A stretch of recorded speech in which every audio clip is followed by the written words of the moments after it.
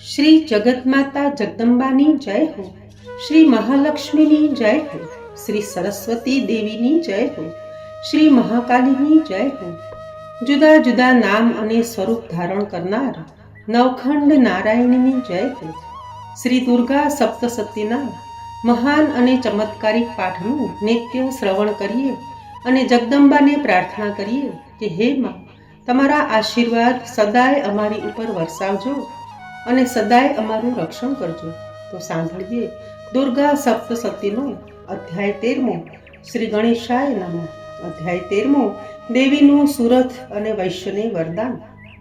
ઉદયકાળના સૂર્ય જેવી કાંતિવાળા, 4 ભુજા અને 3 નેત્રવાળા, હાથમાં પાશ, અંકુશ, વર ને અભય મુદ્રા ધારણ કરનારા શિવા દેવીનું હું ધ્યાન ધરું છું। ઋષિ બોલ્યા, હે રાજન, એ પ્રમાણે મેં તમને દેવીનું ઉત્તમ મહાત્મ્ય કહી સંભળાવ્યું છે। જગતને ધારણ કરનારા એ દેવીનો આવો અદ્ભુત પ્રભાવ છે। એ જ વિદ્યા અને જ્ઞાન આપે છે। ભગવાન વિષ્ણુની માયા સ્વરૂપ તે ભગવતી વડે તમે આ વૈશ્ય અને બીજા વિવેકીજનો મોહિત થયેલા છો અને બીજાઓ પણ મોહ પામશો। હે રાજન, તમે એ પરમેશ્વરીની શરણે જાઓ। તેની આરાધના કરવાથી તે મનુષ્યોને ભોગ, સ્વર્ગ તેમજ મોક્ષ આપે છે।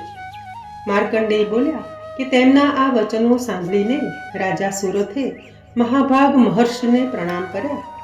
હે મહામુનિ, મમત્વને લીધે તેમજ રાજ્ય ખૂંચવાઈ જવાથી અતિશય ખેદ પામેલા તે રાજા તથા વૈશ્ય તરત જ તપ માટે નીકળી પડ્યા। અંબાના દર્શન માટે તેમણે નદીના તટ ઉપર આસન પાથર્યું।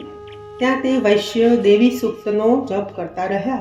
બંનેએ ત્યાં દેવીની માટીની મૂર્તિ બનાવી પુષ્પ, ધૂપ તથા હવનથી તેની પૂજા કરવા લાગ્યા। બંને જણે ઉપવાસ કરી એકાગ્ર ચિત્તે દેવીનું ચિંતન કરવા માંડ્યું। પોતાના શરીરના રક્તનું બલિદાન આપી 3 વર્ષ સુધી તે બંનેએ દેવીની આરાધના કરી। ત્યારે તેમના ઉપર પ્રસન્ન થઈ દેવી ચંડિકાએ તેમને પ્રત્યક્ષ દર્શન દીધા। દેવી બોલ્યા કે હે રાજન, હે વૈશ્ય, તમારી જે કાંઈ ઈચ્છા હોય તે મારી પાસેથી માંગી લો। હું તમારા ઉપર પ્રસન્ન થઈ છું। તમે જે માગશો એ તમને આપીશ। માર્કંડેય બોલ્યા કે ત્યારે રાજાએ બીજા જન્મમાં અચલ રાજ્ય માગ્યું, તેમજ આ જન્મમાં સેનાઓના બળનો નાશ થઈ પોતાનું રાજ્ય પાછું મળે એવું માગ્યું।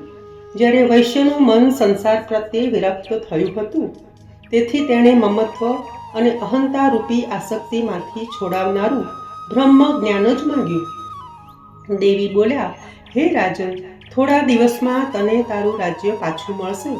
શત્રુઓને મારીને તારું તે રાજ્ય અસ્ખલિત રહેશે। વળી મૃત્યુ પછી સૂર્યના અંશથી તારો જન્મ થશે અને પૃથ્વી ઉપર સાવર્ણિક મનુના નામે તું પ્રસિદ્ધ થઈશ। હે વૈશ્યવર્ય, તે મારી પાસે જે વરદાન ઈચ્છ્યું છે તે હું તને આપું છું। તને મોક્ષ પ્રાપ્ત કરવાનું બ્રહ્મ જ્ઞાન પ્રાપ્ત થાવ। માર્કંડેય બોલ્યા, આ પ્રમાણે દેવીએ બંનેને તેમની ઈચ્છા પ્રમાણે વરદાન આપ્યા।